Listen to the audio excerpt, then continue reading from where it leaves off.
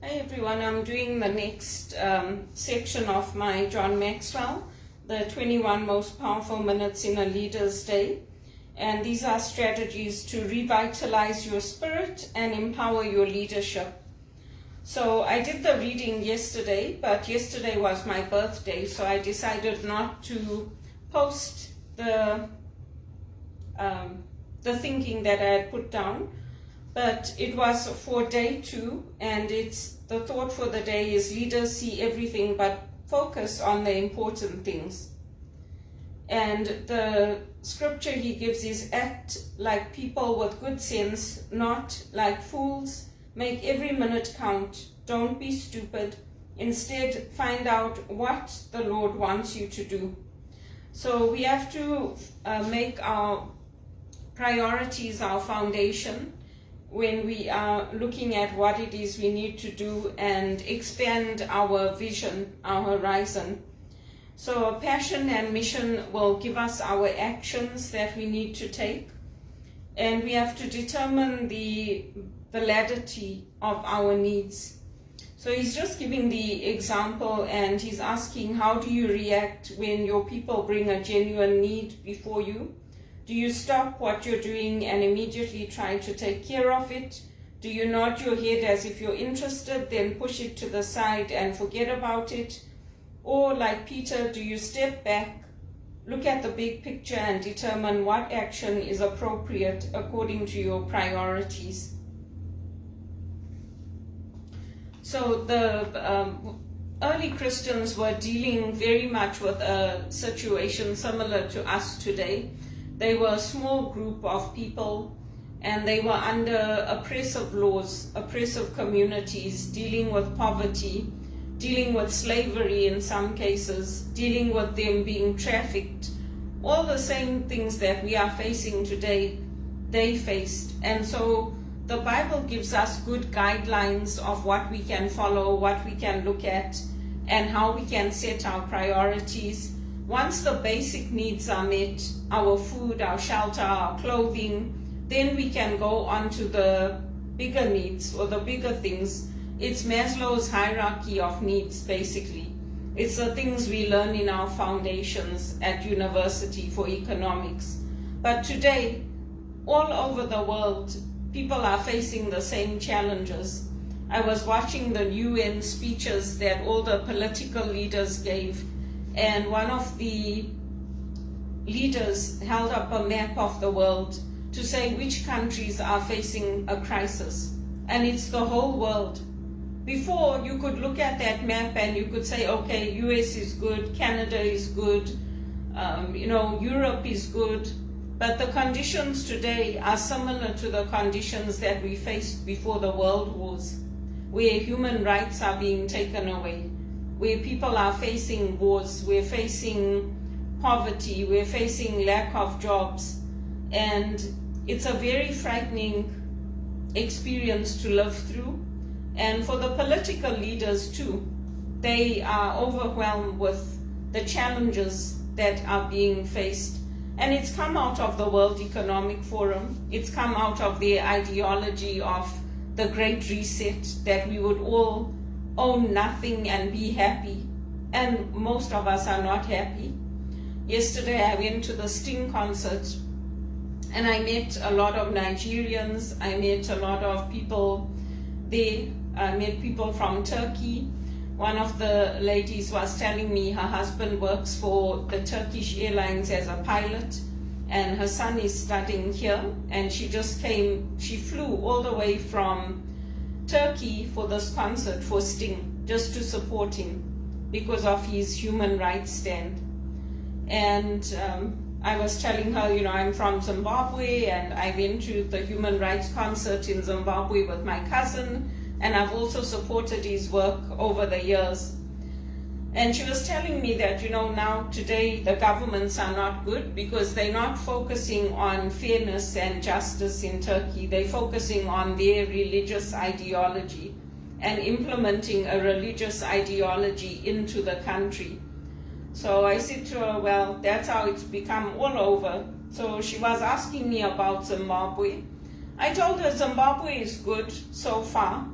but we have a lot of corruption there, and because of the communist stance, we have great divides. We have the very rich and we have the very poor, and there's no middle class.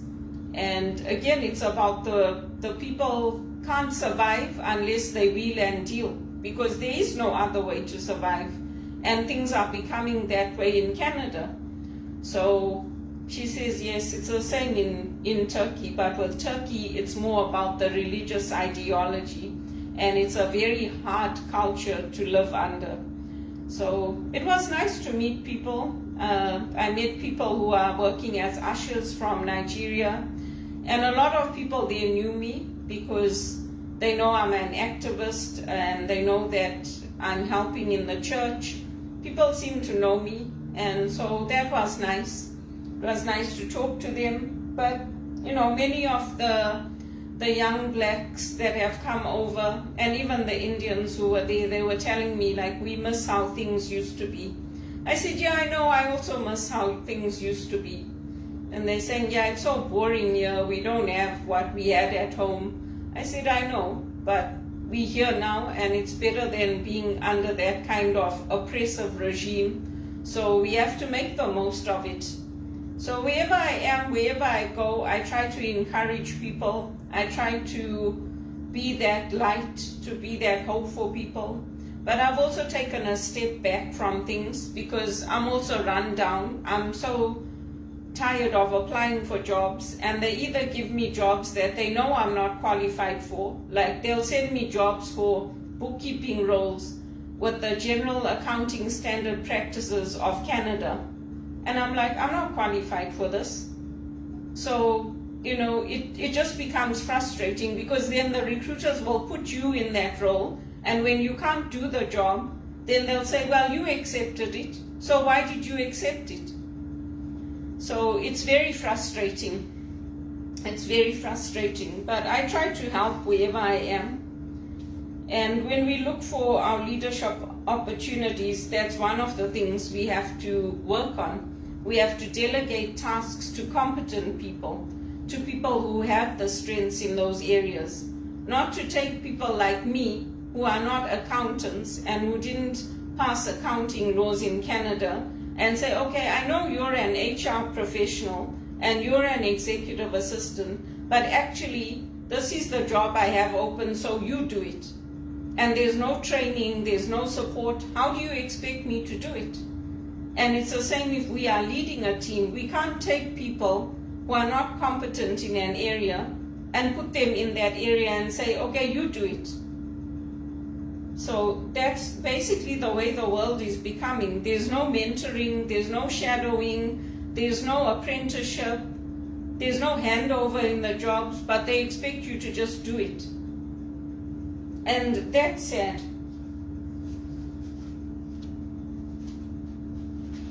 So we have to focus on a few things, and we have to delegate and then let other people do the rest of it, because we can't do everything. We have to know our skills and our abilities. And like me, when you get that job, you get that job offer. I had an interview, and it was for a retail job. So basically doing sales, aftercare, support, all the things I've dealt with already. That's what I applied for. But they said, no, we think you'll be good as an office manager and bookkeeper. When I looked at that job description, I was like, no, this is too much for one person. You can't expect me to do all this. So you basically want me to be like a general manager, run your bookkeeping, run your HR, run your payroll, run everything, plus provide executive assistant support. And I'm not qualified for that, so I said no. I mean, it's not just about the money. It's not just about saying, yes, I'm going to take this for the sake of it. It's also about my competence, my life, my capabilities. It's not only about the company. And then the other point is publicly confirm and commission your people. So Peter and the disciples were set up by Jesus. He sent them out, but they were with him publicly. He affirmed them, he confirmed them, And he sent them out with their powers, with the ability to heal, to teach, to speak. He was with them. He didn't just send them out and say, you go and do it. Or stand there and say, I'm going to stand here and watch, now you do it. He didn't do that. He took them out with him. He did it with them. And that's how they multiplied what they were doing and things changed. So it's the same thing with us. Is it more important to get things done or to get things done right? Many leaders are so driven that they hurriedly delegate a task just to be able to check it off their to-do list.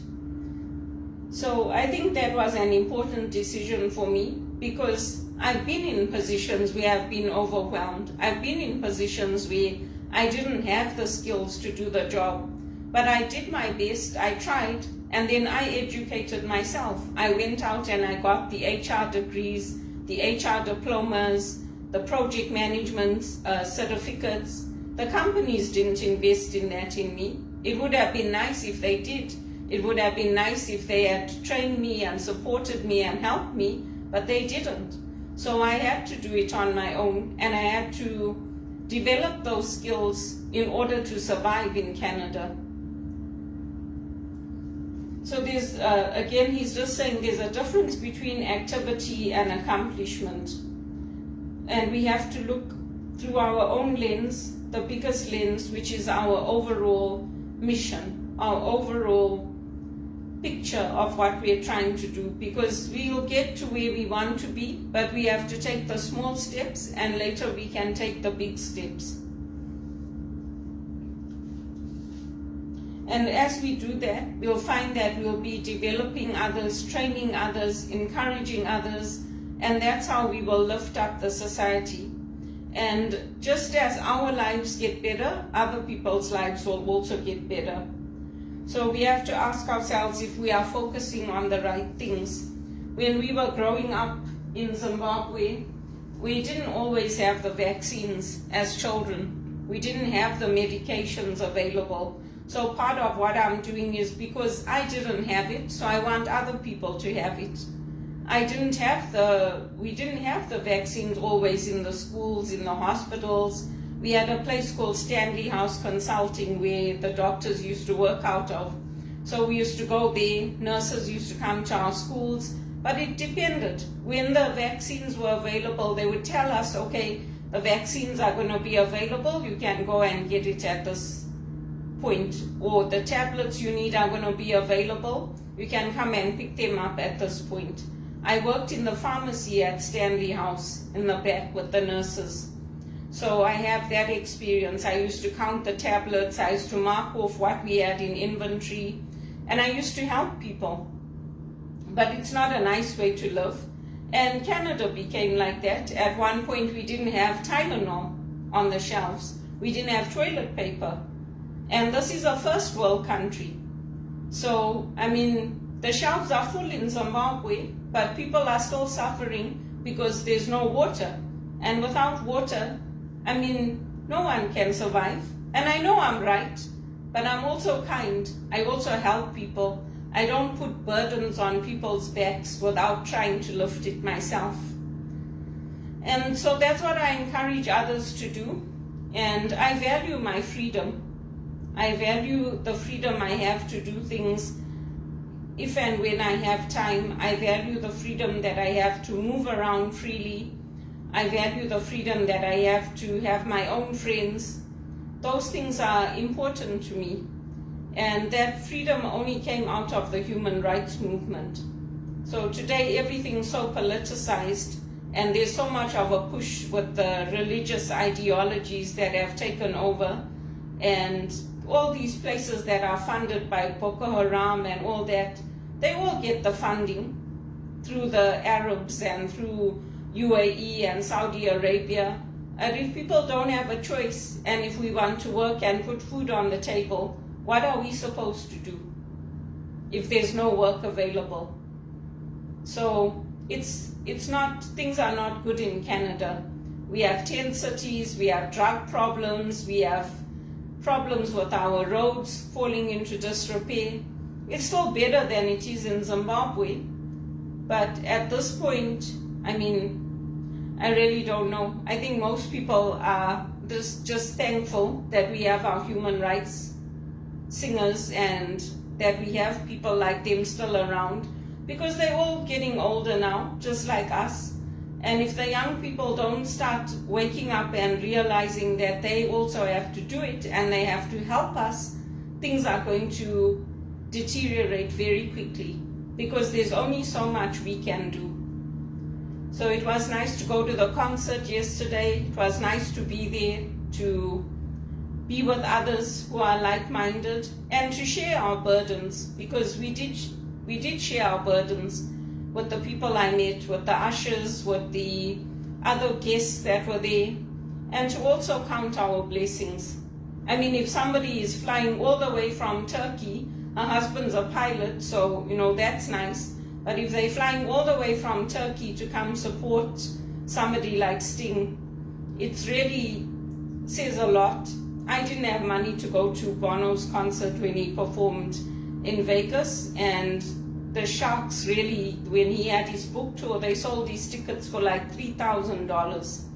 So it's not easy, the volunteering we do. We have schedules to keep, we have actions to take, we have to be at the church certain times before the Mass starts, and that's just in the church. And with the One Campaign too, we have commitments.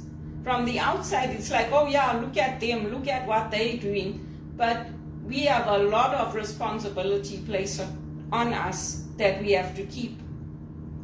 And we have to meet those commitments.